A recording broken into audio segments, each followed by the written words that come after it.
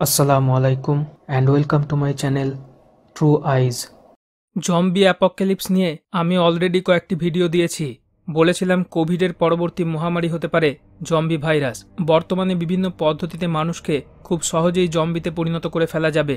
এই ভিডিওটি দেখে নেবেন, এখানে এরকম অনেকগুলো পদ্ধতির কথা বলেছিলাম। তবে প্রায় সব মানুষই এখন এই ব্যাপারটা সম্পর্কে সম্পূর্ণ অজ্ঞ। অনেকে তো জম্বি কি সেটাই জানে না, আর যারা জানে তারা এটাকে শুধুমাত্র সাইফাই মুভির নিছক এন্টারটেনমেন্ট হিসাবে নেয়। এটা যে বাস্তবে ছড়াতে পারে সেটা তাদের কল্পনারও বাইরে। এই অজ্ঞতার কারণেই মহামারী ভয়ঙ্কর রূপ নেবে, কোনো কিছু বুঝে ওঠার আগেই ব্যাপকভাবে ধ্বংস নিয়ে আসবে।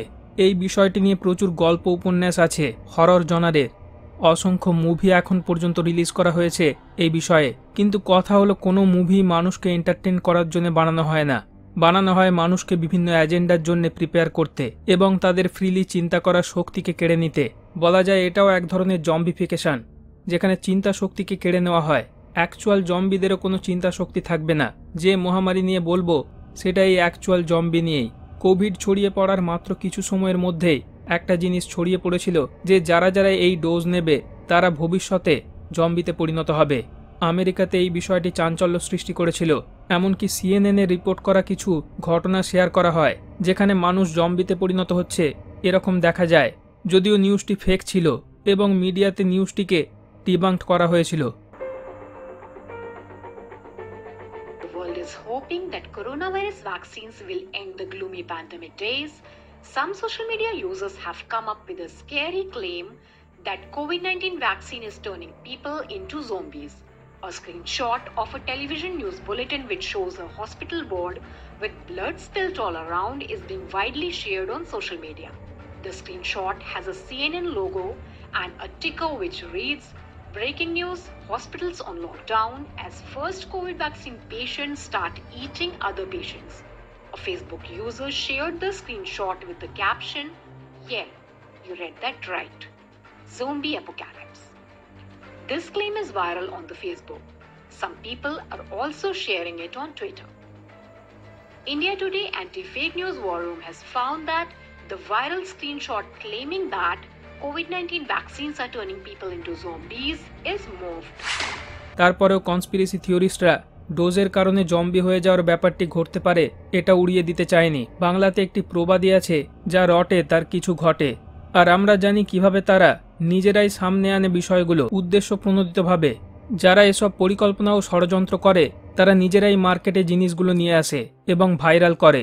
ঠিক যেমন কোভিড ছড়িয়ে পড়ার পরই কন্টেজিয়ান মুভিটি ভাইরাল হয়েছিল, যে কোভিডের মতো হুবহু সিনারিও মুভিতে বলা হয়েছিল আগেই। আপনি হয়তো ভাববেন কেউ এই মুভির ব্যাপারটা সামনে এনে তাদের এক্সপোজ করলো, এরকম কিন্তু না, তারা নিজেরাই এটা মার্কেটে এনেছিল। এখন এটা কি শুধু মিথ্যা একটি গুজব যেটা ছড়ানো হলো?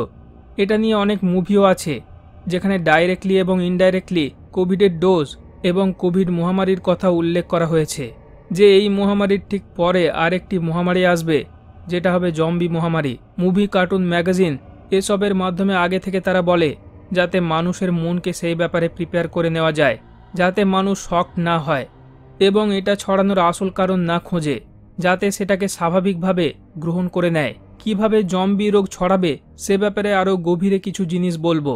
কোন কোন পদ্ধতিতে ছড়ানো যায় সেগুলো তো অলরেডি বলেছি, তবে এবার আরও স্টেপ বাই স্টেপ বুঝতে পারবেন। একটি বিশেষ কারণের জন্য এই মহামারী নিয়ে কম আলোচনা হয়, কোন সেই কারণ সেটাও জানবেন। এটা ইউএস গভর্নমেন্টের national institute of health NIH এর সাইট, যেখানে তারা জম্বি নিয়ে ডিসকাস করেছে। জম্বি হলো মিথোলজিক্যাল বা পৌরাণিক, আনডেড অর্থাৎ মৃত, তবে সে আবার জীবিত হয়ে ওঠে। কর্পোরাল রেভেনেন্টস, দৈহিক পুনর্জীবন, যারা মৃত অবস্থা থেকে ফিরে আসে তাদেরকেই স্পেশালি জম্বি বলা হয়। মৃতদেহ অথবা লাশের পুনর্জীবনের মাধ্যমে যেটা সৃষ্টি হয়। মুভি, শোজ, লিটারেচারে দেখানো হয় কোনো সংক্রামক ভাইরাসের মাধ্যমে জম্বি তৈরি হচ্ছে, যে ভাইরাস ছড়িয়ে পড়ছে আক্রান্তের কামড়ে অথবা তার শরীরের ফ্লুইড অর্থাৎ লালা অথবা তার রক্তের সংস্পর্শে এসে। এখানে তারা উল্লেখ করেছে হার্ভার্ড ইউনিভার্সিটির একজন সাইকিয়াট্রিস্ট স্টিভেন ক্লোজম্যান একটি ফিকশনাল মেডিকেল পেপার লেখেন, যেটা night of the living dead মুভিতে দেখানো হয়েছিল। সেখানে তিনি এই জম্বি হয়ে যাওয়ার রোগটিকে নাম দিয়েছিলেন অ্যাটাক্সিক নিউরোডিজেনারেটিভ স্যাটাইটি ডেফিসিয়েন্সি সিনড্রোম, যে রোগটি কোনো সংক্রামক প্যাথোজেন থেকে সৃষ্টি হয়। স্টিভেন বলেন এই রোগটির ইটিওলজি অর্থাৎ রোগের কারণ হলো একটি ভাইরাস, যেটা একজনের ব্রেনের ফ্রন্টাল লোবের বেশিরভাগ ধ্বংস করে দেয়। যে ফ্রন্টাল লোব মানুষের উচ্চতর জ্ঞানের আসন, যেটা চিন্তা করে এবং মানুষের নিম্ন প্রবৃত্তিগুলোকে নিয়ন্ত্রণ করে, যেগুলো সমাজের চোখে খারাপ, সেই অপ্রীতিকর ঝোঁকগুলোকে কন্ট্রোল করে এই লোব। ব্রেনের টেম্পোরাল লোবের অ্যামিগডালা, যেটা আবেগ, স্মৃতি এগুলোর প্রক্রিয়াকরণে সাহায্য করে, সেটাও ক্ষতিগ্রস্ত হয়ে যায়। ফলে ভিকটিমের মধ্যে তীব্র রাগ অথবা তীব্র লালসা, ক্ষিপ্রতার জন্ম দেয়। এরই মধ্যে সেরেবেলাম ইম্পিডস ব্যালেন্স হারিয়ে ফেলে, অর্থাৎ লঘু মস্তিষ্ক নিয়ন্ত্রণ হারায়। ফলে ভিকটিম একদিকে হেলে পড়ে বা ঢলে পড়ে, অথবা টলতে টলতে যায় নড়বড়ে পায়ের সাহায্যে। এছাড়া ভিকটিমের ভেন্ট্রোমেডিক্যাল হাইপোথ্যালামাসের ক্ষতি হয়, ফলে তার তৃপ্তিজনিত অনুভূতিকে ব্লক করে দেয়। সে তখন কখনোই না শেষ হওয়া খিদে অনুভব করতে থাকে এবং গোঙাতে থাকে। এই বিষয়গুলোকে নিছক মজা হিসেবেই নেওয়া হয়, যেগুলো লেখকরা, ফিল্ম মেকাররা তাদের কল্পনা থেকে তৈরি করেছেন এরকম মনে করা হয়। কিন্তু রিসেন্টলি, অর্থাৎ 2020 ওই সময়ে ডেনমার্কে একটি অদ্ভুত ঘটনা লক্ষ্য করা গিয়েছিল। কোভিড মিঙ্ক ফার্মে ছড়িয়ে পড়েছিল। মিঙ্ক হলো বেজির মতো দেখতে এক ধরনের লোমশ প্রাণী, যেটা পশমের জন্য চাষ করা হয়। প্রায় 300টি ফার্মে রোগটি ছড়িয়ে পড়েছিল এবং অনেক মিঙ্ক মারা যায়। তড়িঘড়ি অনেক কোভিড আক্রান্ত মিঙ্কদের কবর দিয়ে দেওয়া হয়েছিল। পরবর্তী মাসগুলোতে দেখা যায় ওই সব মিঙ্কের মৃতদেহগুলো কবর থেকে উঠে আসছে। এটা ওই ডেড বডিগুলো শরীর থেকে নির্গত গ্যাসের কারণে হয়েছিল। কেন NIH বিষয়টিকে এইভাবে তুলে ধরল, যদি নিছকই এগুলো কোনো গুরুত্ব না রাখে? এবার আসি রিয়েল জম্বি হওয়ার পিছনে যে সায়েন্স আছে সেটায়। এটা 2023-এর ক্লিভল্যান্ড ক্লিনিকের একটি আর্টিকেল। এখানে মাইক্রোবায়োলজিস্ট ডক্টর অনিশা মিশ্র কিভাবে জম্বি ভাইরাস অ্যাটাক করে এবং এই রোগটি হতে পারে, কেন জম্বিরা এরকম আচরণ করে, সেগুলোর বৈজ্ঞানিক বিশ্লেষণ করেছেন। দেখুন, এখানেও কোভিড মহামারীর পরে সর্বত্র জম্বি মহামারী ছড়িয়ে পড়ার একটা আশঙ্কা যে করা হচ্ছে, সেটার কথা বলা হয়েছে।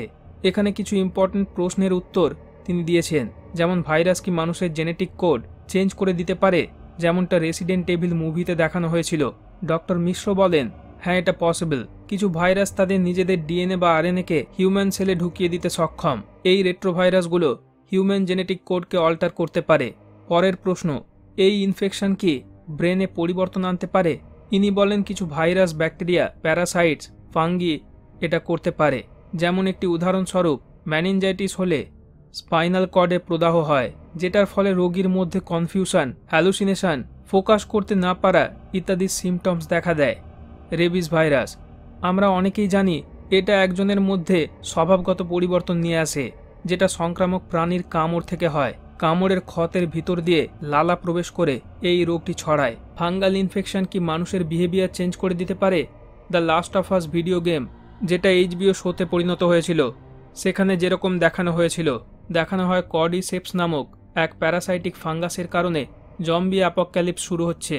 ডক্টর মিশ্র বলেন, কর্ডিসেপস এইভাবে মানুষের শরীরে বা অন্যান্য প্রাণীর শরীরে জাম্প করে ইনফেকশন ছড়াতে না পারলেও এখানে একটি ভ্যালিড পয়েন্ট আছে।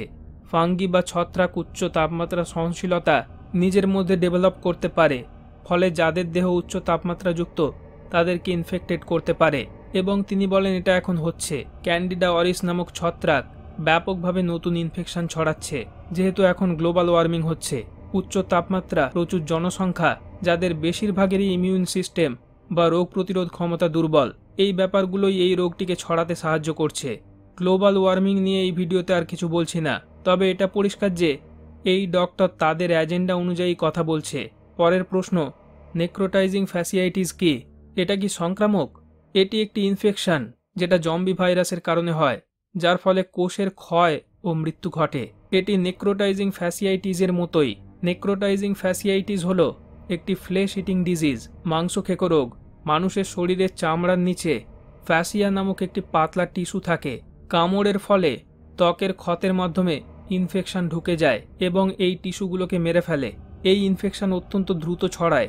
এই ফ্যাসিয়া টিস্যুগুলো শরীরের মাসল, ফ্যাট, নার্ভস, রক্তনালী সব কিছুকে সঠিক পজিশনে রাখে। এটা নষ্ট হয়ে গেলে অর্গান ফেলিওর হয় এবং শেষে মৃত্যু। এখন কারা বেশি এটায় আক্রান্ত হতে পারে? ক্লিভল্যান্ড ক্লিনিকের নেক্রোটাইজিং ফ্যাসিয়াইটিস সম্পর্কিত আর্টিকেলে সেটা বলা হয়েছে, ওবেসিটি এবং ডায়াবেটিস রোগীদের, যারা অ্যালকোহল বেশি সেবন করে, যাদের ইমিউন সিস্টেম বা রোগ প্রতিরোধ ক্ষমতা দুর্বল, ক্যান্সার রোগীরা এবং গর্ভবতীরা এক্ষেত্রে অত্যন্ত ভালনারেবল। এছাড়া অলরেডি ইনজিওর্ড বা শরীরে ক্ষত থাকলে তারাও আক্রান্ত হবে। তো দেখছেন, শরীরের রোগ প্রতিরোধ ক্ষমতা কম হলে এই রোগটিতে আক্রান্ত হওয়ার সম্ভাবনা অনেক বেশি। তেমনি ক্যান্ডিডা অরিসের মতো ছত্রাকের আক্রমণ করার চান্সও বেশি। অনেকে বলছেন কোভিডের ডোজগুলো নেওয়ার পর ইমিউনিটি অনেক কমে গেছে সাইড এফেক্ট হিসাবে।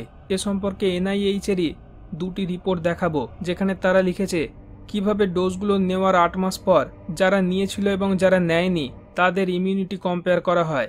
দেখা যায় যারা নিয়েছে তাদের ইমিউনিটি কমে গেছে। এক্ষেত্রে বুস্টার ডোজকেই দোষ দেওয়া হচ্ছে।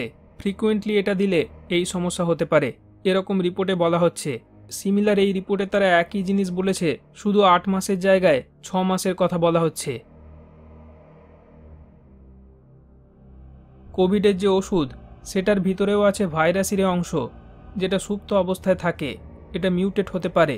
একটি মুভি রিলিজ হয়েছিল 2020-র 22 অক্টোবর, স্ট্রেন 100 নামের।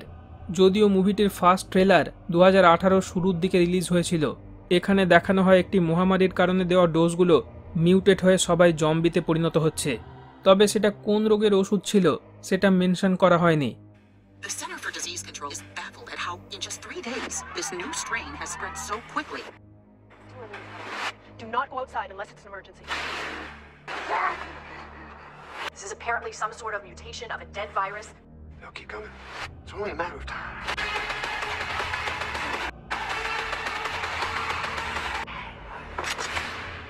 এখন ডক্টর মিশ্রকে করা লাস্ট কোয়েশ্চেনটি ছিল, আমরা কি মৃত টিস্যুকে পুনর্জীবিত করতে পারি? এই প্রশ্নটা এই কারণেই জাগে কারণ দেখলেন অর্গান ফেলিওর হলে ভিকটিম মারা যাবে। তাহলে মারা যাবার পর কিভাবে জম্বিতে পরিণত হচ্ছে বা পুনরায় হেঁটে চলে যাচ্ছে জীবিতের মতো এবং অন্যদের আক্রমণ করে সংক্রমণও ছড়াচ্ছে, তাহলে নিশ্চয়ই কোনোভাবে মৃত বডিতে আবার প্রাণ চলে আসছে। এটার উত্তরে তিনি বলেন যে সায়েন্টিফিক্যালি এটা করা পসিবল না, তবে একটা স্টাডি উঠে এসেছে যেটা জীবন ও মৃত্যুর মধ্যে সীমানাকে দূর করে দিতে পারে। ইয়েল ইউনিভার্সিটির রিসার্চাররা মৃত শূকরের মধ্যেকার একাধিক অর্গানকে আবার বাঁচিয়ে তুলতে সক্ষম হয়েছেন, যে শূকরগুলো 1 ঘন্টা আগে মারা গিয়েছিল। এই ইয়েল ইউনিভার্সিটির কম্পাউন্ডের ভিতরেই স্কাল অ্যান্ড বোন সোসাইটির হেডকোয়ার্টার। কারেন্টলি মানুষের অর্গান ট্রান্সপ্ল্যান্ট করা হচ্ছে। ব্রেন ডেড হওয়ার পরেও অন্যান্য অর্গানে রক্ত চালনা করে সেগুলোকে সচল রাখা যাচ্ছে। তবে হার্ট অ্যাটাক করে কেউ মারা গেলে তার অন্যান্য অর্গানদের দ্রুত অবনতি হয় এবং তাদের কালেক্ট করে ইউজ করার আগেই সেগুলো সেল মারা যায়। এ সম্পর্কে আরও রিসার্চের প্রয়োজন মানুষের সেলকে রিঅ্যানিমেট করার জন্যে। তার এই উত্তরটা স্পষ্ট নয়। আর এখানেই মেন সমস্যাটি আসে, সায়েন্সের কাছে এরকম স্টাডি নেই, বা অন্তত তারা মানুষকে যেটা বলে সেখানে এরকম কিছু নেই যেটা সাপোর্ট করে যে এইভাবে জম্বিরা মৃত্যুর পরেও সচল থাকবে। আমি বলেছিলাম জম্বিদের সাথে ভুডু ম্যাজিকের ওতপ্রোত সম্পর্ক আছে। এমনকি এই ম্যাজিক থেকেই জম্বি ব্যাপারটির জন্ম হয়েছে। যখন একজন মারা যাবে সংক্রামিত হয়ে, তখন তার শরীরে জিন প্রবেশ করবে এবং ওই জিনই তার শরীরকে তখন কন্ট্রোল করবে। যেমন করে মানুষকে জিন পজেস করে, ভর করে, ঠিক একইভাবেই যখনই জম্বিদের দেখানো হয় তাদের চোখকে নর্মাল দেখানো হয় না, হয় ডটেড চোখ বা পুরো ব্ল্যাক অথবা পুরো সাদা দেখানো হয়। জিন পজেশনের সময় যেগুলো আসলে দেখা যায়, মানুষের শরীরে থাকার সময় জিন তার সম্পূর্ণ শরীরকে লুকাতে পারলেও চোখকে লুকাতে পারে না। মানুষের চোখ আয়না অথবা পোর্টালের মতো কাজ করে। এই কারণেই ওই মানুষের চোখে জিনের চোখ ফুটে ওঠে এবং এটাই রিয়েলিটি। ম্যাজিক রিচুয়ালের মাধ্যমে স্থায়ী পোর্টাল ওপেন করে প্রচুর পরিমাণে একসাথে জিনদের আনার ব্যবস্থা করছে সান নাসা এই অ্যাপোক্যালিপস ঘটানোর জন্যেই, বিপর্যয়টিকে বাস্তবে ফলানোর জন্যে। মাত্র কয়েকদিন আগে বিখ্যাত British tabloid news paper the sun এটা পাবলিশ করেছে। হিউম্যান জম্বি ক্যাট, একজন তার শরীরে সার্জারি করেছে এবং চোখে পর্যন্ত ট্যাটু করেছে যাকে জম্বিদের মতো লাগছে।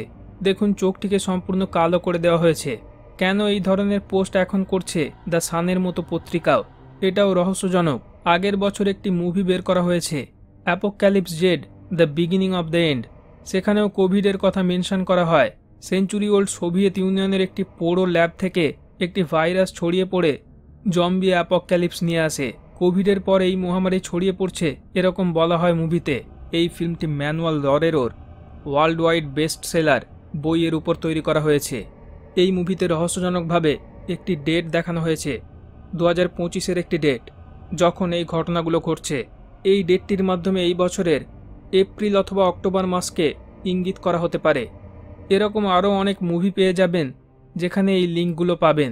এছাড়া এই ভিডিওটি দেখবেন যেখানে আমেরিকার বিভিন্ন টপ হেলথ অর্গানাইজেশনে কাজ করা ডক্টরস এবং সংক্রামক রোগ বিশেষজ্ঞদের একটি প্যানেল এই জম্বি অ্যাপোক্যালিপস নিয়ে সিরিয়াস আলোচনা করেছেন। এখন তাহলে এই মহামারী থেকে বাঁচার উপায় কি? প্রথম হলো শরীরের ইমিউনিটি বাড়াতে হবে। এই রোগগুলো থেকে বেঁচে থাকতে হবে যাতে জীবাণু সংক্রামিত না হয়, আর শরীরকে প্রোটেক্ট করে রাখতে হবে যাতে জিনরা না বাসা বাঁধতে পারে।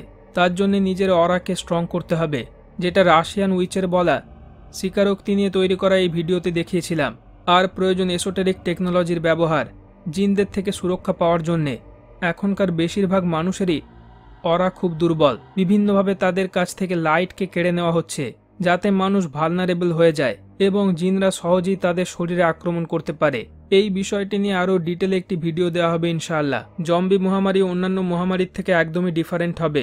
কোভিডের মতো মহামারীগুলোতে কে ইনফেক্টেড সেটা নর্মালি সেভাবে বাইরে থেকে বোঝা যায় না যতক্ষণ না টেস্ট করানো হয়, কিন্তু জম্বি মহামারীতে কেউ ইনফেক্টেড হলে তাকে তৎক্ষণাৎ বোঝা যাবে তার আচরণে, সে আক্রমণাত্মক হয়ে উঠবে। আর আমাদের জানা মহামারীগুলোর মতো এটা ধীরে ধীরেও ছড়াবে না বা আক্রান্তদের ধীরে ধীরে মারবে না, বরং এটা অত্যন্ত দ্রুত ছড়াবে। মৃত্যুহার 10 বা 20% হবে না, হয়ে যাবে 100%। তারা মানুষকে ঘৃণা করে এবং যে কোনো উপায়ে মেরে ফেলতে চায়, কিন্তু সরাসরি মেরে ফেলার একটা নৈতিক বাধ্যবাধকতা আছে যে কারণে সেটা তারা করতে পারে না। আর তারা নিজেদের উপরে কখনোই দোষ রাখে না। সব কিছুকে তারা এমনভাবে করে যাতে সেগুলোকে জাস্টিফাই করা যায়, যাতে কেউ না তাদের দোষ দিতে পারে। এইভাবেই তারা নিখুঁতভাবে পরিকল্পনা করে এবং নিজেদেরকে লুকিয়ে রেখেছে। জম্বি মহামারীর ক্ষেত্রে এই নৈতিক প্রশ্ন আসবে না। আক্রান্তদের তারা একসাথে জড়ো করে গুলি করে মেরে ফেলবে, কারণ আত্মরক্ষা করতে হবে। আত্মরক্ষার জন্যই মেরে ফেলা হলো, কারোর কোনো প্রশ্ন করার জায়গা নেই। এবং বিভিন্ন মুভিতেও এরকমভাবেই তারা দেখিয়েছে। এরকমভাবেই ঘটনা হবে বিষয়গুলো। কিভাবে মৃত জম্বিরা আবার জেগে ওঠে এই বিষয়টা ব্যাখ্যা করা যাবে না বলে এই বিষয়ে আলোচনা একদমই করা হয় না। আর বিষয়টিকে এই কারণেই ফিকশনাল স্টোরির মধ্যেই সীমাবদ্ধ করে রেখে দেওয়া হয়েছে।